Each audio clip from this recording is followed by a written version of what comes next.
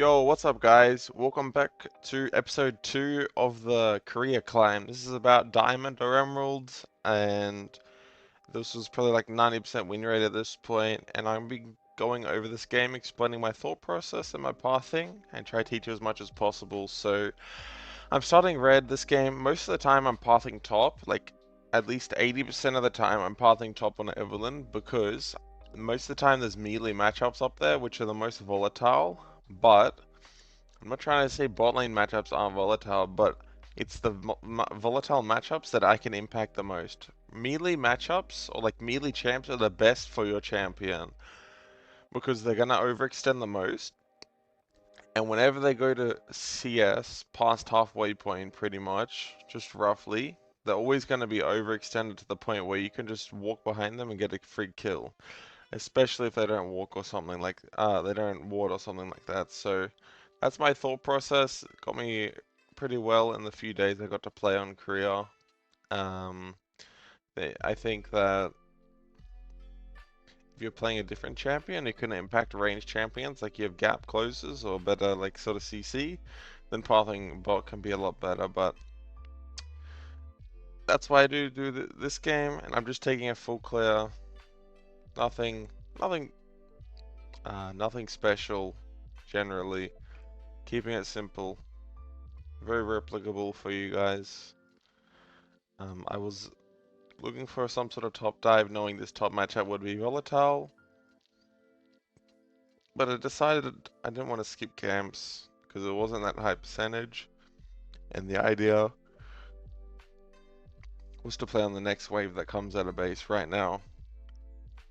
And on that wave, I want to try kill the GP or something, maybe on a dive. But Amumu is finishing his clear probably about the same time as me, so I want to ward this bush as well as hide in here if I can. I got very lucky and was able to. And I got to flash on him and pick up the free kill because he flash queued the minion. And that was a very, very nice kill. So generally, if you don't know where the enemy jungler starts, you should really try to assume that he is on the same side as you, or he could be anywhere. So he has all options, and it's the same both ways. If he doesn't know where you start, he has to assume both ways. So in this case, I played as if he could be here too, so I ward the bush, and I try find out where he is before making it a 2v1 play and diving the GP. And that way, since I was prepared, he wasn't prepared. He just went straight in without a care in the world, and he got punished for it. So, just a basic mistake. Just always be thinking about that after you're clear. Where's the enemy jungle? And you shouldn't be thinking about that after, but you should be thinking about from the start of the game. And generally, once you think about it from the start of the game, it's a lot easier to track from the rest of the game because you can't just randomly say, "Oh, I'm going to start jungle tracking." It doesn't work like that, right? You need to be tracking them all game, and once you do that, it's a lot easier. So make sure you're jungle tracking and thinking about what options you do have in the game. And we're just clearing up yet again.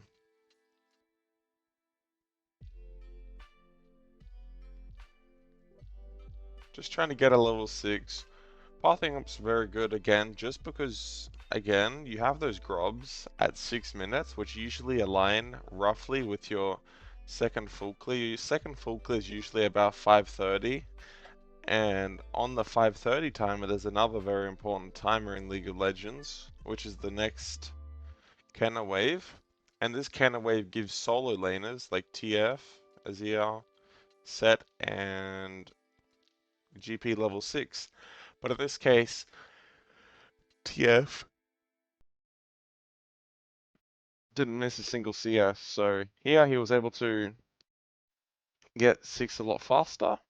He didn't miss any XP, so you're able to kill the Set. But now, that's not too bad. Set misses maybe 5 minions or so, which is a bit bad, but TF has no ult for these grubs, so we just need to get one grub, and then we have the ability to fight off sort of anything. Because we're going to be 6, right? And now Azir's 6, and our Set's 6 off a few minions, right? And on the next cannon, So 5:30 was the last one, so you have to go 30 seconds ahead, which is 7 minutes. It's going to be the next cannon, which is going to be a great dive timer. And yeah, I go for the top gank. Those grubs were being hella suspicious, not gonna lie, but here I try to cancel my auto on the GP to try bait his W out, but it didn't work in this case, but you could see the angle there. In high reload, it'd work a lot better, because I'd actually be looking out for the auto attack from me. But this was like diamonds.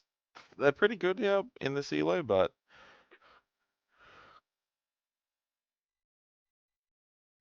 yeah, he didn't try to W off my auto. It's kind of like a Fiora W mind game, right?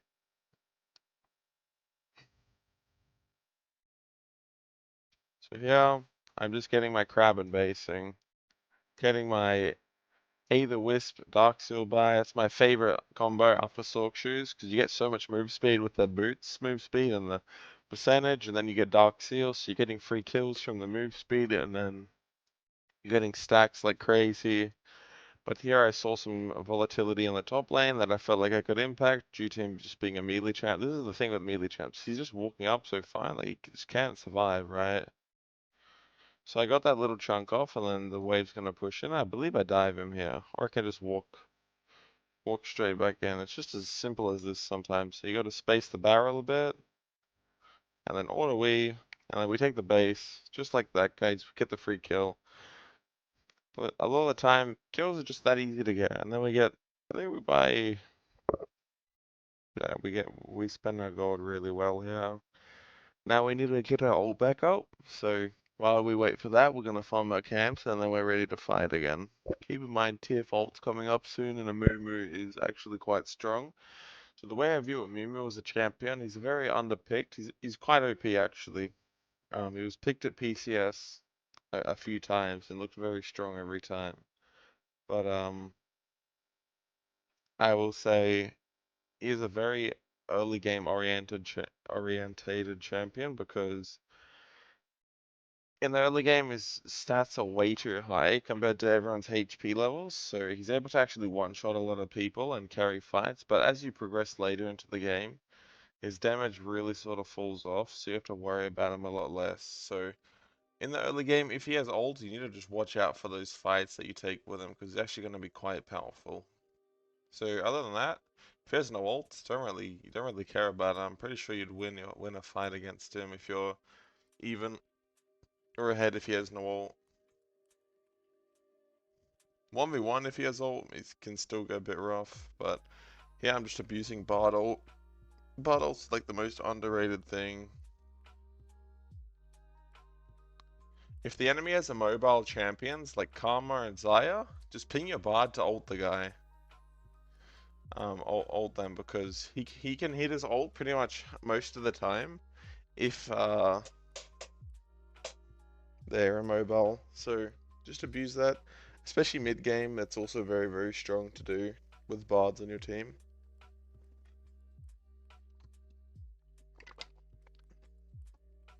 So here we're just opening our mid because I've got a lot of damage. Plus, as he has kind of been sitting around AFK farming, waiting for me to help him. And as soon as he does, I can just one-shot this TF. This is just using the tools I have in my kit.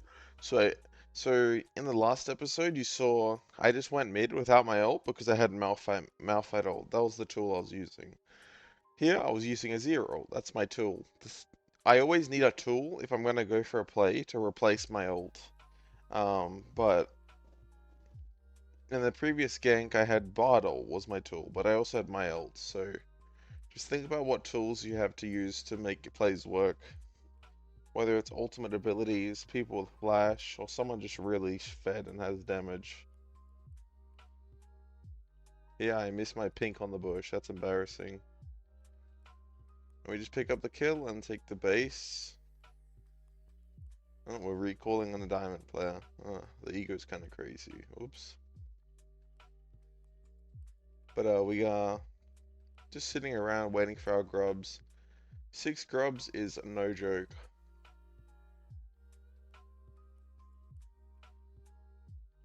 Just fishing for a better mid condition before I do grubs here. And we see a Amumu. We should ping our bot off here. Should probably ping a lot harder than that. But it is what it is. So we're just getting our grubs. Now we have ult up, so we can sort of look for any play.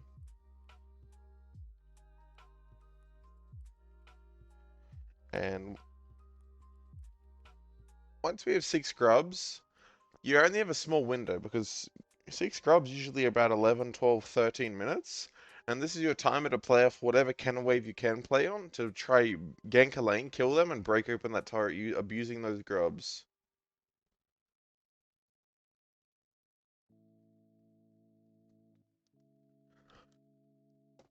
So, whenever you're strong, whenever you're spiked, before 14 minutes and you have 6 grubs, just really be on the eye out to be able to hit any turret, because if you can hit that turret just like 10 times, like it's just gonna like do so much damage to that turret, because grubs are just truly overpowered once you have 6 or 5.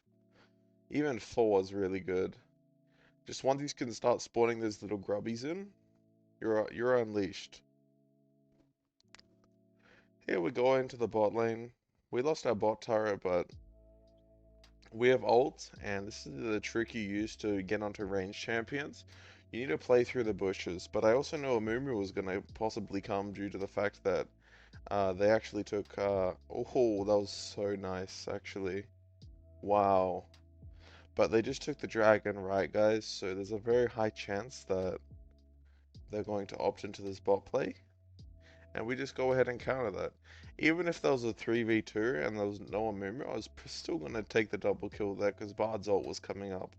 And I'm also quite strong, and you play into the bushes and you can usually get right next to them and QWEQ them or whatever. And yeah, we pick up the Lich Bane and we get the Medjais, and we're going to snowball this game out of control. I hope you guys are enjoying watching. If you have any questions, let me know. And if you want to get coaching, check the description out below.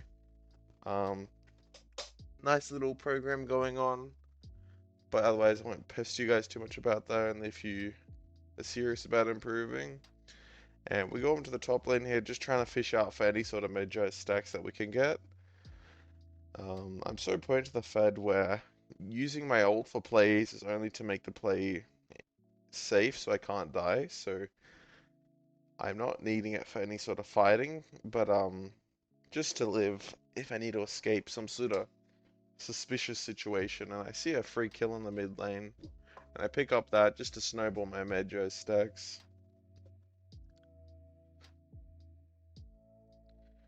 We opt into the top lane. Our ult's not up for a while, but we just want to clear this pig, and it doesn't really matter that we're showing on vision for about 20 seconds. I'm keeping this in mind that TF has his ult up, so we need to be careful when it comes to that sort of thing, for sure. And see here, please, please, please, please note how I do Herald. Please, guys. I don't get hit by it once, and no one does this. Please start doing it, please. Look how I don't get hit once, and I do it so insanely fast. This is because when Herald hits you, it applies the same debuff Baron does, in which it makes you deal half damage to it. So I'm doing full damage to it, so I'm absolutely obliterating it.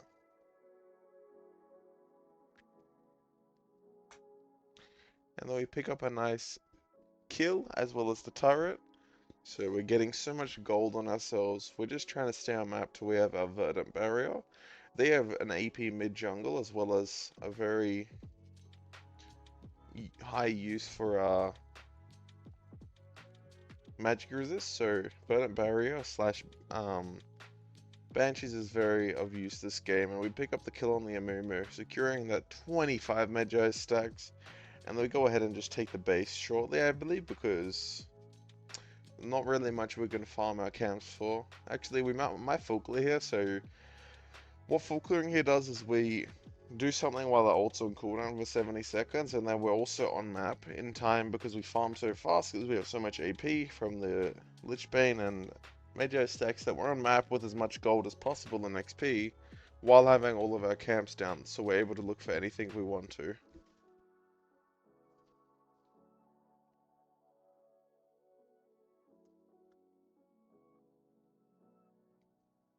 But I don't even know if I base, because I'm probably like 200 or 300 gold off, so we'll see. I can probably greed here, but we all of us have no ults, but my ult's coming up shortly. We'll see, we'll see.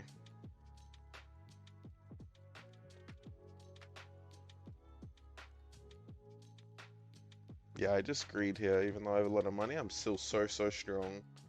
And I don't greed, I lied this whole time. Just because I see the TF so tanky that I want to swap sides and go to the other side and get a kill. So it's okay to swap sides in this situation because it's so fast. Due to me having Baron, and I have Magi's move speed, Relentless Hunter stacks, Lichbane move speed, just so much move speed, can just swiftly teleport across the other side of the map and spend a lot of gold, right?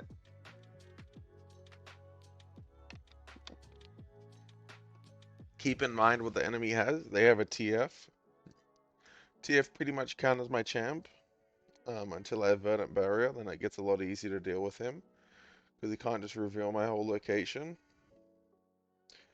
But as you can see, here's the problem with Verdant Barrier. A lot of people will try tell me, they're like, oh, why don't you just sit on Verdant Barrier? Amumu just tickled me, and now I don't have a spell shield for 60 seconds. But if you have Banshees, it's on a 30-second cooldown, which is so short, and if that's just so OP to just not be able to get hit by a spell every 30 seconds. So don't just sit on that Verdant Barrier. Make sure you're finishing it. Banshees is a very good item.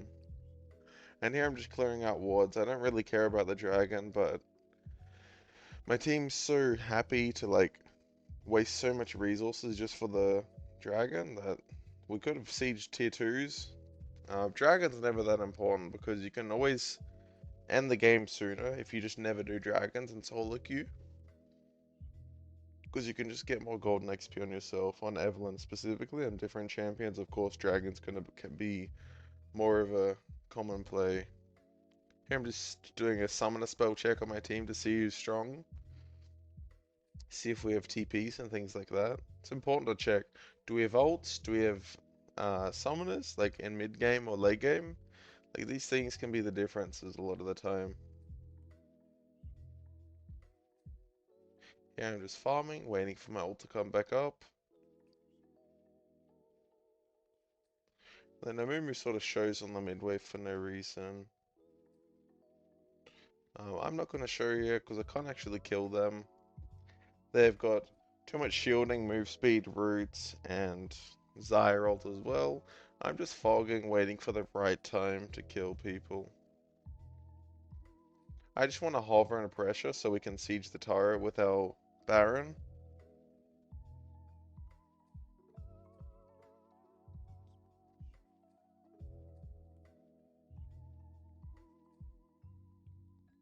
And I really want my bot to play with me so we can control this area and play in between mid and top.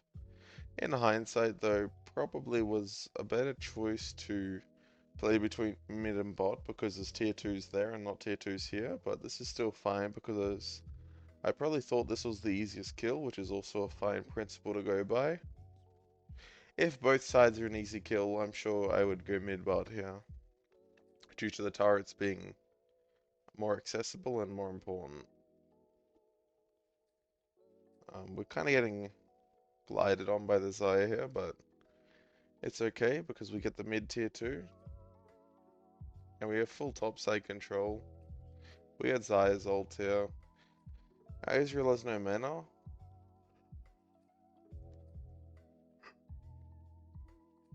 I'm not overcommitting or inting here. I'm just playing slow, letting my guys in, looking for the right timer to play on.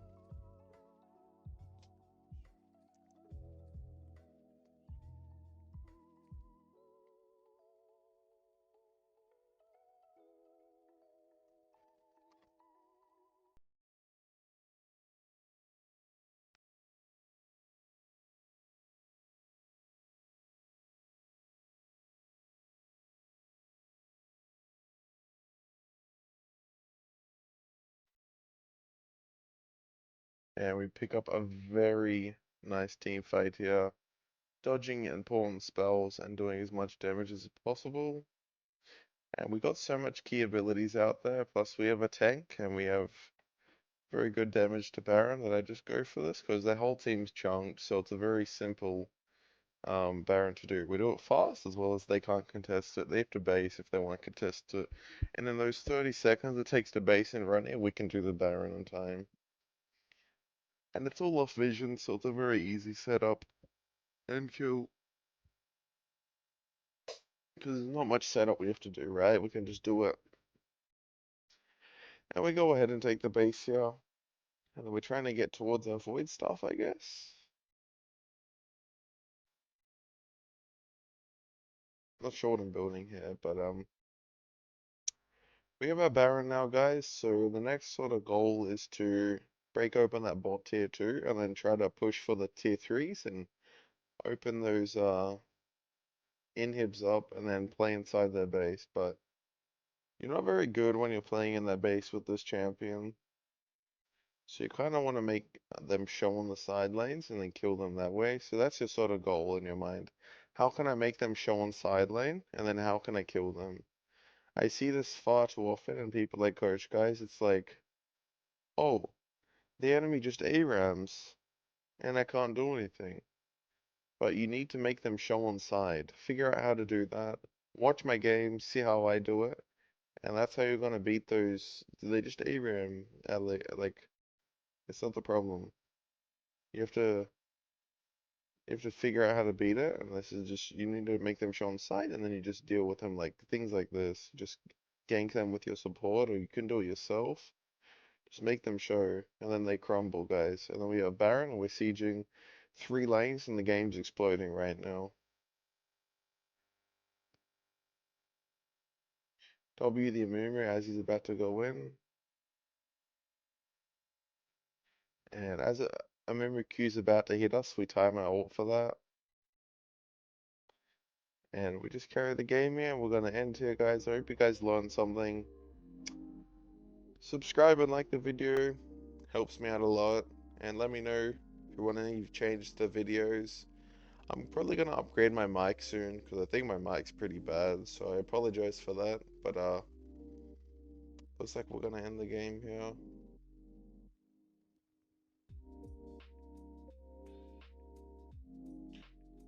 Alright guys, I'll see you guys in the next video. Peace, peace, peace. Goodbye.